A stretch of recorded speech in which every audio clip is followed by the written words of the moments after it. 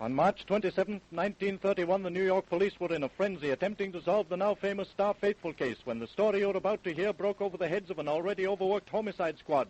The time is about 10:30 in the morning, and the scene is the Williamsburg Bridge.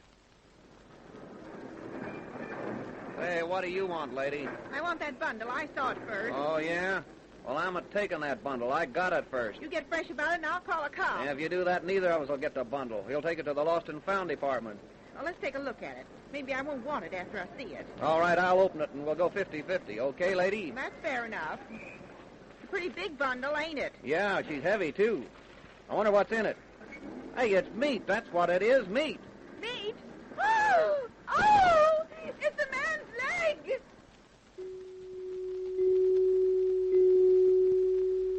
3 days later in a lumber yard in Brooklyn. Mr. Newton! Mr. Newton! Well, what is it, Harry? What's the matter? What's the matter?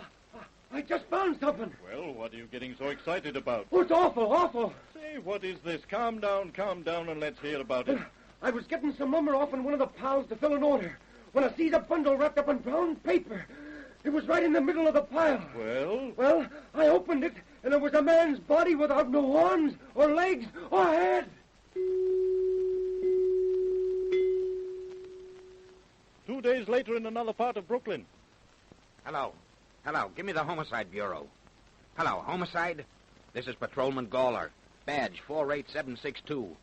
I'm off duty today, so I goes across the street to dig up some dirt for my flower boxes, see?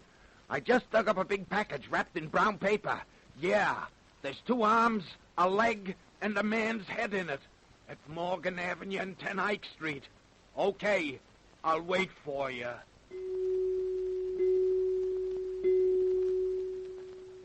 After Patrolman Gawler's find was taken to the morgue, the homicide squad had the final pieces of this grisly jigsaw puzzle in their possession. It was now up to them to discover the identity of the dead man and to find his murderer. The case was turned over to Detective Colgan, who went to police scientists to get what information they could give him. Say, listen, Doc. That Brooklyn murder has just been turned over to me. Oh, you mean the guy who was cut up? Yeah. They told me you fellas had been on the case, so I thought I'd find out what I could from you before I start out on it. Well, here's all I can tell you. The body we have is that of a man between 35 and 40. He's been dead about 2 weeks and put on ice to keep him fresh. Whoever cut him up knew something about anatomy, so it must have been done either by a doctor or a butcher. You got any idea who the guy might be? Not the least. Couldn't get a thing out of the Missing Persons Bureau. Nobody's been looking for anyone who answers his description. Well, that means just one thing. What's that? Whoever killed him is the only person who'd miss him. Yeah, looks like it. It's going to be a pretty tough nut to crack. What do you think, Doc? I'm afraid so, but it can be done. Well, I'm taking a try at it anyway. You got any clues at all? Yes, one, and it's a pip. What is it? The shirt the head was wrapped in. Have any laundry mark? We couldn't find any at first, but finally a chemist brought one out. Good. Could you trace it? Yeah. A man in the department found out the shirt belonged to a guy named Joseph Klein at 78 Bartlett Street. You think the shirt belonged to the dead man? Well, it fits him. Well, then the dead man is Joseph Klein of 78 Bartlett Street. Oh, I don't know. You'll have to verify that. Well, I'm starting on it right now, and I don't mind telling you, I think it's a pretty good start.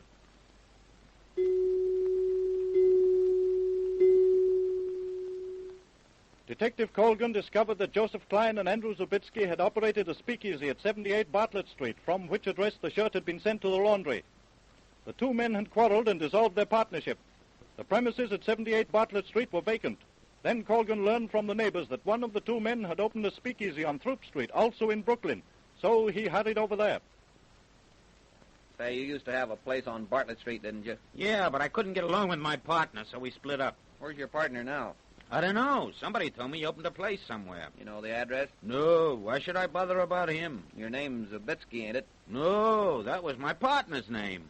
I'm Joseph Klein. You're Klein? Yeah, what about it? Nothing. Say, did you ever see this shirt before, Klein? No, I don't think so. Why? You're sure it never belonged to you? Sure, I'm sure. I never owned a shirt like that in my life. See, it's too small for me. I wear a 16, and this ain't more than a 14 and a half. It's got your laundry mark on it, Klein. What have you got to say about that? Say, listen, fella, what's the idea of coming in my place and asking a lot of screwy questions? I ain't... I'm Colgan from Homicide Squad, and this shirt was found wrapped around a murdered man's head. A what? But you heard me, and if you know what's good for you, you'll tell me what I want to know. Say, what is this? Some new kind of a shakedown? What do you mean, shakedown? You know. I'm running a speak. You're a cop. Now, how much do you want? Say, if I thought you knew what you were talking about, Klein, I'd bust you smack in the nose. See, I don't get you at all, fella. Say, how long you been in this saloon business? Oh, about 6 years. What'd you do before you went into this? I was a butcher. You were a what? A butcher. Aye, this is getting better every minute. Now, look here, copper. Let's get down to cases. What's this all about? You read the papers, don't you? You read about that murder where we found parts of a guy all over Brooklyn. Sure, but what's that got to do with me? Well, that job was done by a butcher, Klein, and a shirt with your laundry mark on it is wrapped around the guy's head. Do you mean that? That's why I'm here, to find out what you know about it. Why, I don't know anything about it. Honest, I don't. Gee, fella, this is terrible. You don't think I did it, do you? Well, I don't know whether you did or not, but the least you can do is to tell me what you know. Sure, but I don't know what you want to find out. Well, first let's settle this shirt business. If it ain't yours, it must belong to somebody who sent his clothes to the laundry with yours. You know anybody like that? I don't think so, Yeah, Zabitsky used to send his clothes out with mine. He was too lazy to take them himself, so he used to stick them in my bundle when I went to the laundry. You're certain of that? Sure I am. And his doing that has gotten me into all this trouble. We don't know yet. That shirt may not mean a thing. You want to come with me? Where to? Down to the morgue, see if you can identify the corpse. Then you think it's Zabitsky? Well, the shirt fits him. Now, I'm not passing up any bets.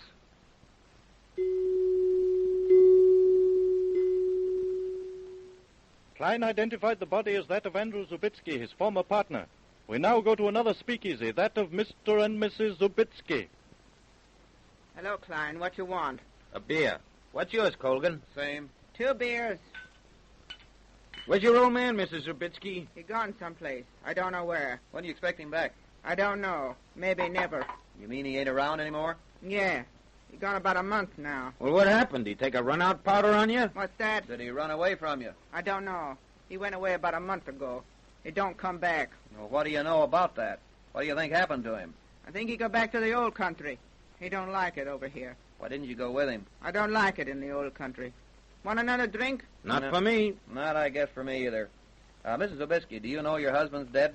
You're crazy. No, I'm not crazy. Klein here just identified him down at the morgue. He's been murdered. That's not my husband. That's somebody else. No, it ain't. It's Andrew. I just saw him. He's the guy the papers have been full of. The guy they cut up. You're fooling. No, we're not fooling. I'm from the Homicide Squad, and I'm taking a look around here, see? What for? What do you want? You keep out of there. This guy's a cop, and he's investigating Andrew's murder. What are you going to find here? I don't want no cops. Bad for business. You can't do anything about it. He won't go till he gets ready. Hey, what do you use this mop for, Mrs. Zabitsky? I don't use it. Charlie bought that. Charlie? Who's Charlie? A fella what works for me. Does Charlie Obredas work for you now? Yeah. Hey, do you know this Obredas guy? Sure, I know him. Used to hang around our place on Bartlett Street. Worked in the neighborhood. What'd he do? Oh, he did something in a butcher shop. Another butcher. Hey, where's this guy now, Mrs. Zabitsky? He upstairs asleep. Well, get him down here right away. Well, what are you waiting for? We're going to attend bar. Say, how long is it going to take you to get him down here? Come on, move! All right. You sure she won't run away? Oh, I don't think so. Well, Klein, you've helped me a lot. I'm sorry I had to take up so much of your time. Oh, that's all right. I'm just getting myself out of a jam. Say, before they come back, tell me what you know about this fella she's gone up to get. Oh, nothing much. He's a pretty heavy drinker, and he used to hang around Mrs. Zabitsky a lot. Mm-hmm. I'm beginning to get the drift. Do you know anything about her? Not much, except that Zabitsky was her second or third husband. Neither one of them ever talked much, and I never asked them anything. I asked her once how she met Zabitsky, but she wouldn't tell me. What'd she say? She said she'd cut out her tongue when she left the old country. Look out, here they come. Watch me give them both a surprise. Mrs. Zabitsky say you want to talk to me. Yeah. Get your coat on. I want you to come along with me. There we go. We're going down to the morgue. What is that? That's the place where they keep dead people. What I want to go there for? You're coming down to take a look at Andrew Zabitsky's body. I don't want to see him. Then you know he's dead. Yes, I told him. Oh, you did? Obredas, where'd you get this mop? Buy it to clean up the place. Well, what do you need a mop for? The floor's covered with sawdust. You can sweep that out. Well, I think that I... Take a good look at that mop, Obredas. Do you know what that hard black stuff is around the edges? It's blood. Look at it. Don't stick that in my face. You know whose blood it is? It's Andrew Zabisky. No. It is. You know it is. You killed him, didn't you? Take him off of me. Take it away from me. You killed Andrew Zabisky, didn't you? Yeah, I did it. I did it because she wanted me to. Liar. Shut up, you. I ain't lying. I'm telling the truth. She gave me $300 to kill him. I wait right outside that door with meat cleaver. Andrew, he drunk. When he come in, I hit. Then I cut him up and put him in the icebox. I take pieces and leave him round here and there. Now you'll catch me. That's all. And believe me, that's plenty, Obretus.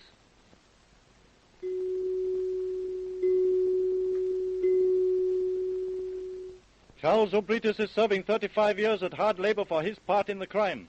Mrs. Zubitsky beat the murder charge, but was sent up for forging her husband's name to a bonus check after he was dead. Sized for your entertainment by the police reporter.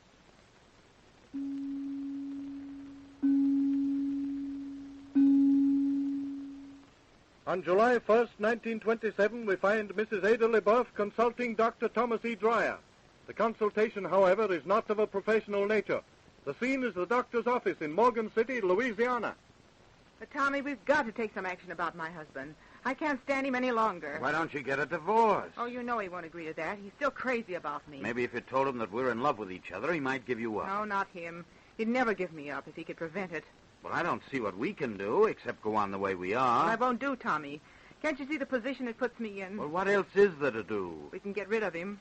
Are you starting on that again? Oh, I'm just as sick of talking about it as you are listening. Then why say anything? Because Jimmy's getting suspicious. Suspicious? He's been throwing hints at me for the past 2 weeks. Has he said anything definite? How can he? He doesn't know anything. Well, I've thought the whole thing over, Ada, and I don't see what I can do. You're a doctor, aren't you? You could give me something to put in his food, couldn't you? You mean poison? It's as simple as anything I can think of. It's no good, Ada. Poisoning a man isn't as easy as most people think. You're a doctor and should know something about such things. Something that would make it look as if he died a natural death. Listen, Ada, I do know something about poison, and that's why I'm against it. It's almost impossible to do it successfully. Well, we've got to do something. I'm not going on like this. I can't stand him any longer. I can't. We've got to be patient, Ada. Oh, I've been patient long enough. You promise and promise we'll never do anything. Oh, what can I do? Oh, I don't know. But sometimes I don't think you want to do anything. You're getting tired of me. That's what it is. You're trying to get rid of me. How can you say that, Ada? Oh, I don't hear you denying it. Oh, it's just too silly. Now, don't work yourself into a temper, darling. Don't touch me. Please, Ada. Oh, I've come here this afternoon for a showdown. I won't live like this any longer. You've got to help me get rid of my husband. But how? What's the matter with the lake? You mean drown him? It's as good a way as any. Oh, it's a silly way. Well, then shoot him. And after we've shot him, then what? We can't leave him lying around, you know. We can bury him or tie some rocks to him and sink him in the lake, can't we? And after we've done that, how do we account for his absence? Well, you know he goes off and stays for weeks at a time. We could say I had a fight with him and that he went away and then never came back. It might be done. It can be done. Successfully, too. We use our heads. What's your idea? I just told you. But we must have some definite plan. Well, how does this one sound? I'll get him to take me out on the lake at night. While we're rowing around, we'll see another boat. And I'll ask him to take me over to it. Then when we get close, why, we discover that you're in the other boat. You wait your chance and shoot him. The rest should be easy. How will you find me at the lake at night? About every 5 minutes, shoot your gun as if you were hunting alligators. And then I'll know just where you are. It sounds as though it might be successful. If you had the courage of a rabbit, we could make it successful. You're afraid of your own shadow. That's what's the trouble with you. After all, it's murder, Ada. Oh, he'd be better off dead. He's no good to anyone, not even himself. Remember, he's the only thing that stands between us and happiness. I am remembering, Ada, and that's why I'm considering it. You mean you'll do it? Let me think it over. Oh, think. That's all I've heard. You've thought it over getting rid of him for months and haven't done a thing. From now on, I'm doing the thinking. Either you'll do it or you won't. But, Ada... Make up your mind now. I'll do it. When? Whenever you say. Then I say tonight. So soon? Why not? The sooner, the better. I suppose you're right. Tonight, then. Yes, tonight. And tomorrow, I'll be free. Does that make you a happy Ada? Happier than anything has made me since I met you. Ada, darling. Tommy.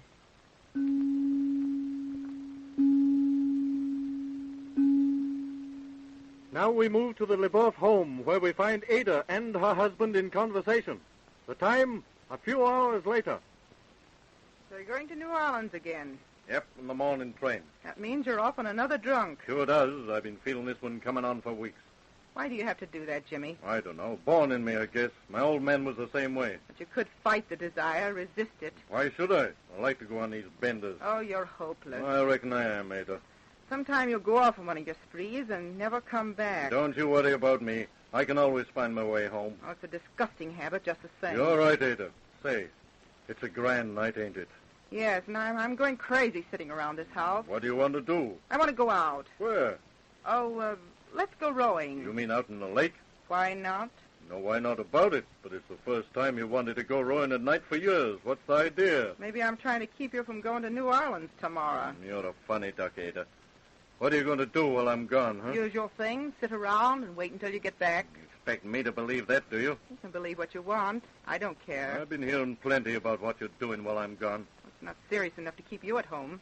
What's all this I hear about you and Doc Dreyer, huh? Morgan City's a small town, Jimmy, and people will gossip.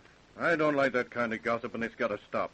If I thought it was more than just talk, there'd be plenty trouble. What am I supposed to do? Go from house to house and tell people to stop talking about me? You keep away from Doc Dreyer. Stay away from him, do you hear? Come on, Jimmy. Don't be like that. You can't talk me out of it. Well, you feel like fighting, don't you, Jimmy?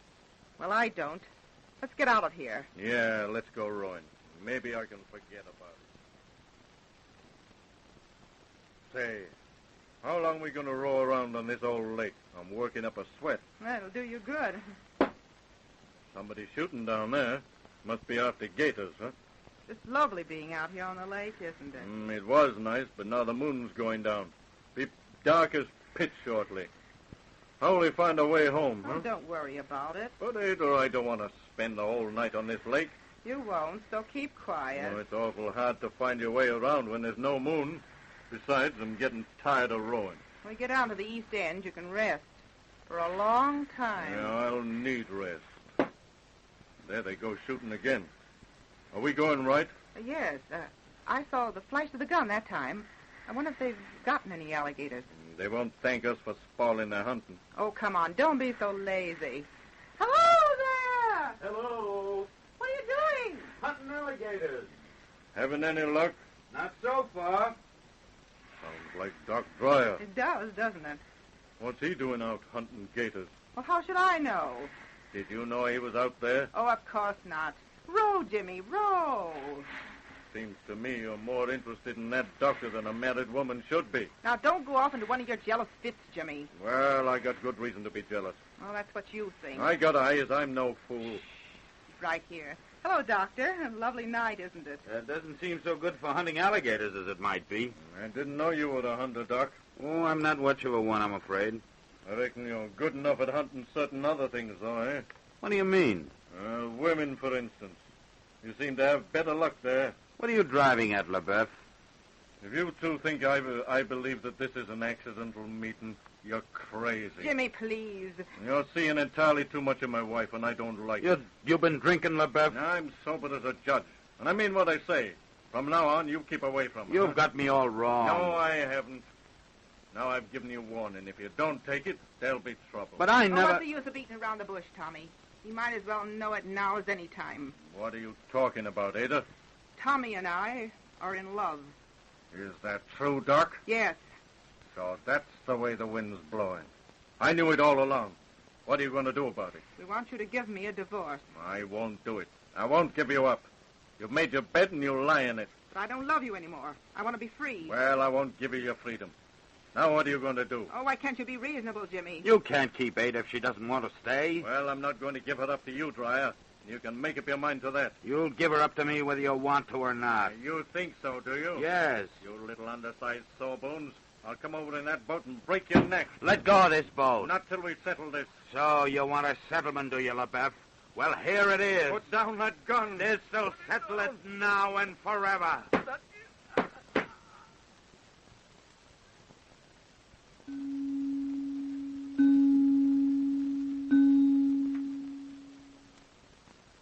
A few weeks later, two men were out hunting alligators on the same lake. They turned their flashlights into the water and saw a body caught in the top of a submerged tree. And so James LeBeouf's remains were recovered. It took only the sketchiest of detective work to connect Dr. Dreyer with the crime. So you see, Doc, there's no doubt but what Jimmy LeBeouf was murdered. Well, why send for me? That's just what I was coming to. You're pretty sweet on his wife. Just a moment, Sheriff. Now, don't get on your high horse. You were, and everybody in town knows it. Well, that still doesn't connect me up with it. Did you ever see these two iron weights before, Doc? I don't think I have. Well, your man Beetle tells me they've been laying around your yard for years. Oh, I guess I just never noticed them. You saw Jim's body, Doc. Is there anything about it strike you as, odd? No, I don't think so. Well, there were some things that struck the coroner that way. What, for instance? The two holes that had been cut in the body. One across the breastbone and the other across the stomach. What's odd about them? Whoever cut those holes knew a lot about surgery in the human body. The cutting itself was done in a professional manner. The locations show that they were put there to let the natural gases out so the body would never float. I don't see what you're getting at, Sheriff. A doctor made those incisions. Well? Right back at you, Doc. Well, what about it? Did you bring me here to confess to the murder of Jimmy LeBeouf? It would save us a lot of trouble if you did. Well, I'm not going to confess, and that's that. Well, whether you confess or not, I'm going to charge you with it. And I'm going to bring you to trial, and that's that. You'll never convict me. You're making it awful tough for yourself, Doc. I'm not confessing to a murder I didn't do. No, you're acting like a half-wit, Doc. Your running around with Mrs. LeBeouf has been the talk of the town for months. Jimmy's body is found in the lake, weighted down with iron taken from your yard, and he's cut in a way that only a doctor could cut him. That's all I need to hang you. And I'll bet $100 against a square nickel that you'll be dangling from the gallows in less than a year.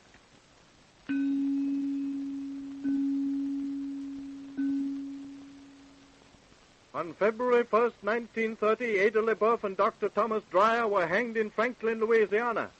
The hangman said Mrs. LeBeouf died bewailing the fact that she had to go first, and the doctor stood on the trap hysterically telling the witnesses what a good man he had been. And so, a well-planned and intelligently executed murder was solved by a county sheriff.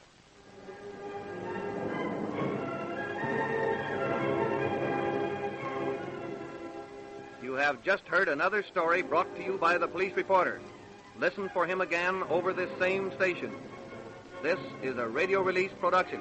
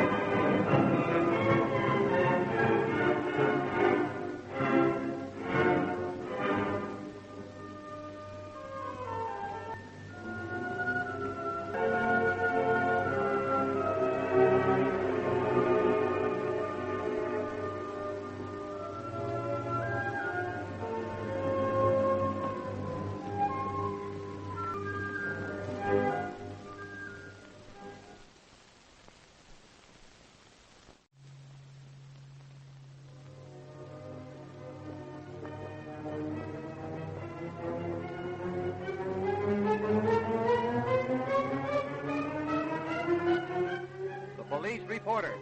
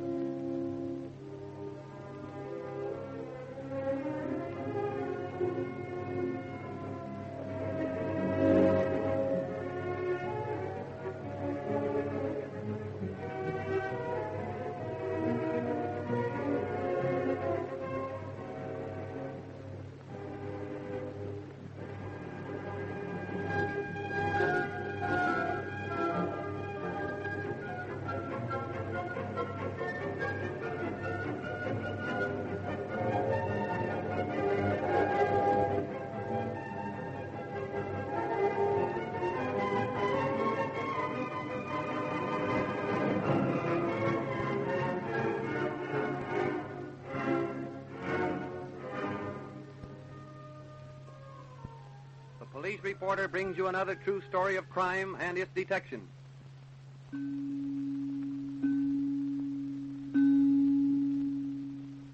On January 1st, 1911, the New York Tribune carried a story which began with the following headlines. Die with the old year. Maryland couple takes cyanide of potassium on eve of marriage. Chatted merrily together before death. He had bought wedding ring. Now this case would have gone down in history as a double suicide if the coroner had not been puzzled about several features of the case. So, he called for an investigation. Mrs. Elauser, as you know, we are investigating the strange death of your daughter, Gracie Elauser, and her fiancé, Charles Edward Twigg. Yes, Dr. Ford. I'd like you to tell this jury just what happened on that day. Well, a little after 11 in the morning, Charles telephoned that he was in town and that he would come over to the house at about 2 o'clock. When Grace heard this, she went up to her room and started primping. At almost exactly 2 o'clock, the front doorbell rang. Oh, come in, Charles. Hello, Mrs. Elauser. Where's Grace? Isn't she at home? Of course. She'll be here directly. Grace? Yes, Mother. It's Charles. I'm coming. She's been upstairs primping ever since you telephoned. Hello, darling. Well, it's about time you came to see me. Did you miss me? Of course I did. Once a week isn't enough for a fellow to call on his best girl. Well, I've got to sort of get things straightened around for a honeymoon. You don't want any business on my mind when we go off on our trip.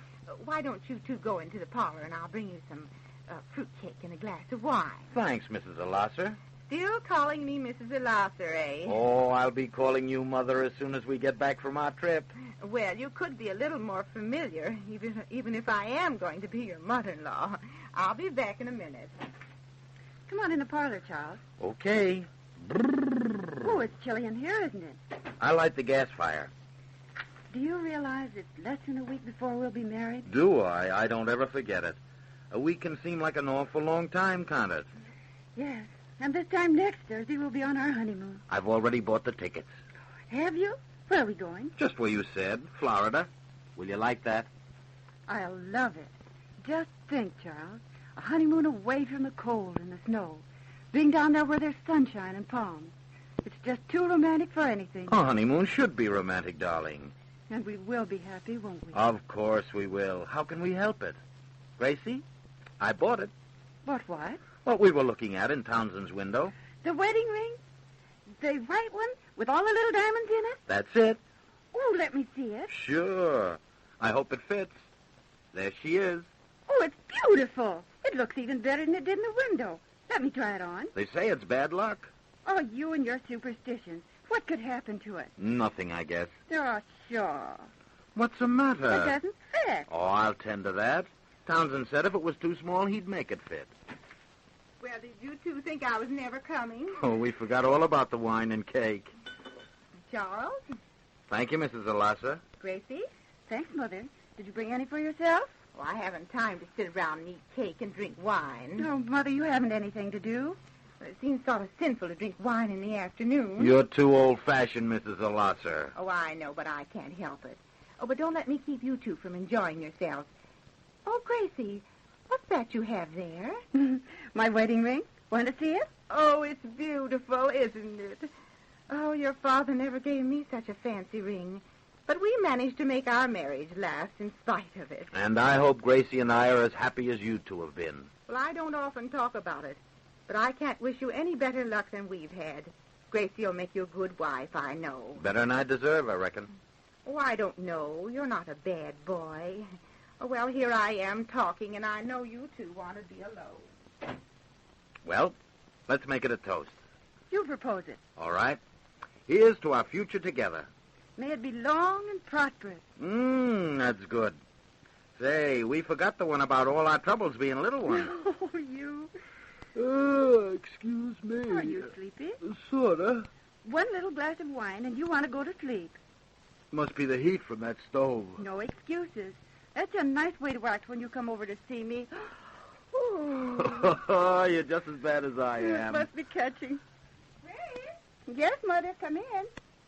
What is it? Well, the dressmaker wants to know when you can come over for a fitting. Oh, tell her I'll be there at 4:30. I'll tell her, darling. Let you know when it's time to go over. And then what happened, Mrs. Elosser? I didn't go near the room again until nearly 4:30. I knocked on the door, but no one answered. So I went into the room. They were still sitting on the sofa, like they were asleep. I crossed the room to wake Gracie and saw something was wrong. When I touched them, I knew they were dead. Then I ran into the street and screamed for help. And you found nothing in the room which could have contained poison? No. No glasses, no bottles, nothing. Thank you, Mrs. Elosser. That'll be all. Now I'd like to call Harlan Norris.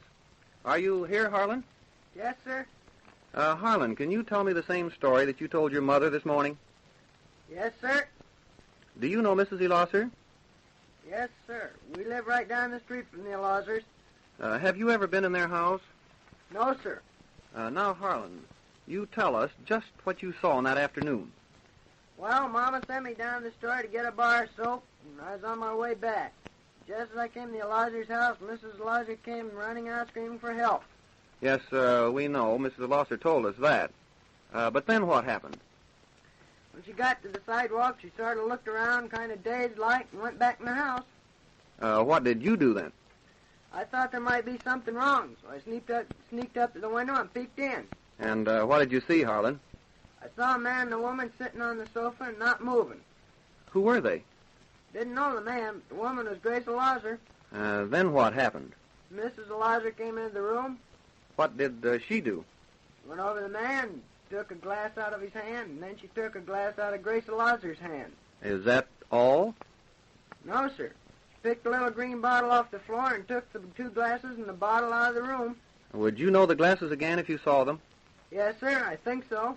Well, see if you can pick out the glasses from these here on my table. It's 2 green glasses like these. Thank you, Harlan. That's all. The glasses that Harlan picked were the only 2 glasses on my table that were taken from the Elosser home. The child is lying.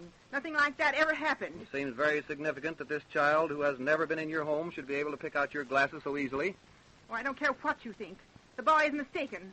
These are ordinary glasses that can be bought in any store in Cumberland. Quiet, quiet. Oh, I don't know what you're driving at, but I won't have any 12-year-old boy accuse me of lying.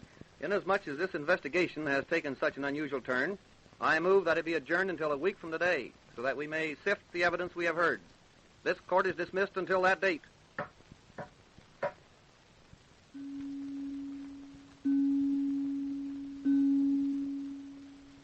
About 3 days later, the coroner called on Mrs. Elosser at her home. Mrs. Elosser, this whole thing is such a strange muddle, I thought I'd come over and talk to you privately about it. Well, if you've come over to get me to confess to murdering my own daughter and Charlie Twigg, you're insane. Oh, that isn't the reason I've come at all. Don't you think I hear what people are saying? Don't you think I know what's going on? Everyone, everywhere, looks at me as though I were a murderer. And what you said at the inquest started it all. Well, that's what I've come over to clear up. Do you think I killed those 2 young people? Well, I admit I thought it might be a possibility. But since I had a little private talk with Harlan Norris this afternoon, I've changed my mind. You had a quarrel with his mother, didn't you? Yes, some years ago. He admitted that part of the story wasn't true, that he'd been coached in it by his mother. This, of course, throws the boy out as a witness. I'm sure now that you had nothing whatever to do with it, but I'd like to prove it. How do you expect to prove it by me? I've told you everything. I don't know anymore. Well, I've given this thing a lot of thought, and if you don't mind, I'd like to try an experiment. What kind of an experiment? An experiment that will prove just how these 2 young people met their death. Would you object to that, Mrs. Elosser? Well, of course not.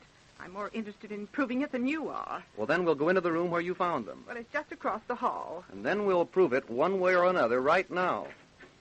This is the room. Wait till I bring my basket. What have you got in there? 2 cats. Black cats. 2 black cats? Yes. I'd like to leave them in the room under the same conditions that your daughter and her fiancé were found that afternoon, and for the same length of time. Oh, I see. Now, where did you find their bodies? On that sofa. Come on, kittens. You'll have to lie on that sofa in the interest of science. Now, Mrs. Elosser, were the windows open or closed? Closed. And the doors? They were closed, too. Is there anything else that's different from what it is now? Yes, the gas grate was going. Well, I'll light it then. Now, is that all? Oh, I think so. Well, then we'll go out of here.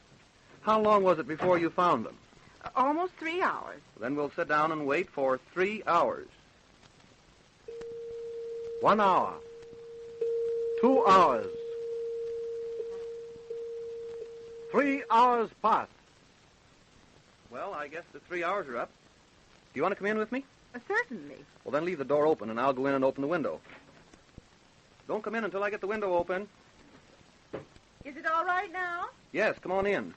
And take a look at those cats. Why, they're dead. The cats are dead. They look as if they died in their sleep. What killed them? The same thing that killed your daughter and Charles Twigg. Carbon monoxide gas. Where did it come from? The gas stove. And next week at the investigation, the jury will bring in a verdict of death by accident.